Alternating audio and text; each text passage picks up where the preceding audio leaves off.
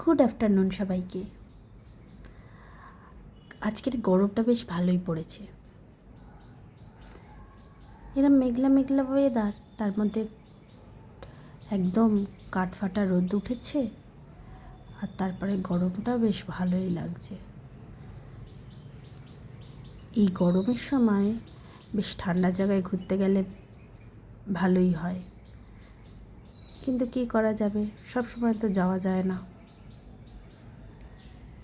আর আমাদের তো বাঙালির বিশেষ করে ঠান্ডার জায়গার কথা উঠলেই দার্জিলিং মনে পড়ে। দার্জিলিংয়ের কথা কেন উঠলো বলুন তো? আসলে এই ছাতাটা দার্জিলিং থেকেই আনা। এই দাদুর ছাতাগুলো নেওয়া খুব এদিক ওদিক নেওয়াটা খুব অসুবিধার হলেও কিন্তু বেশ ভালো লাগে আমার। আমি জানি না আপনাদের কেমন লাগে, কিন্তু আমার তো বেশ ভালো লাগে। নিয়ে যেতে অসুবিধা ঠিকই, তাই দূরে নিয়ে যাওয়া যায় না, কিন্তু কাছাকাছি বেরোতে এই দাদুর ছাতাটা বেশ ভালো। বর্ষার দিনে বেশ বৃষ্টিও পড়ছে, আর আমি ছাতার তলায় একটুও ভিজছি না, এত বড় ছাতা, বেশ ভালো লাগে। তাই আর কি বলছিলাম দার্জিলিংয়ের কথা। গরমে এই ছাতাটা বার করে বর্ষা ওয়েদারে দার্জিলিংয়ের কথাই মনে পড়ল। আপনারা কি কতবার গেছেন বলুন তো দার্জিলিংয়ে?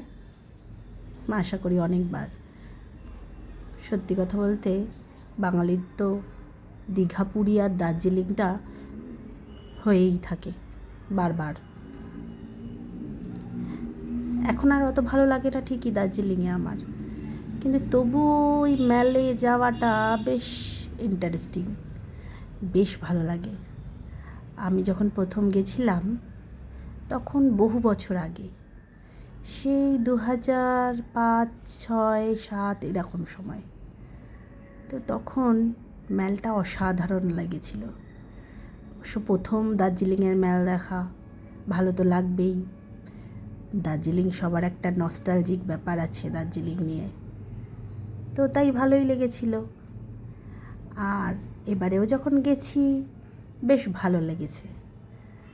দার্জিলিংয়ের মেলটাই ভালো লাগে।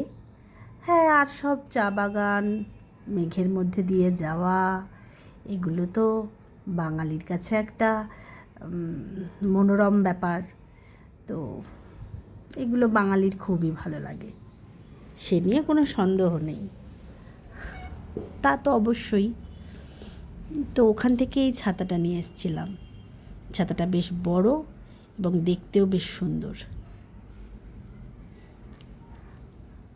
তো সেটাকেই আজকে বসে বসে কারুকার্য করলাম বিভিন্ন রকমভাবে।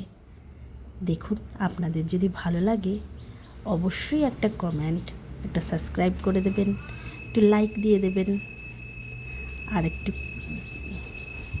কমেন্ট করে দিলে খুব ভালো হয়। থ্যাংক ইউ সবাইকে। সবাই ভালো থাকুন।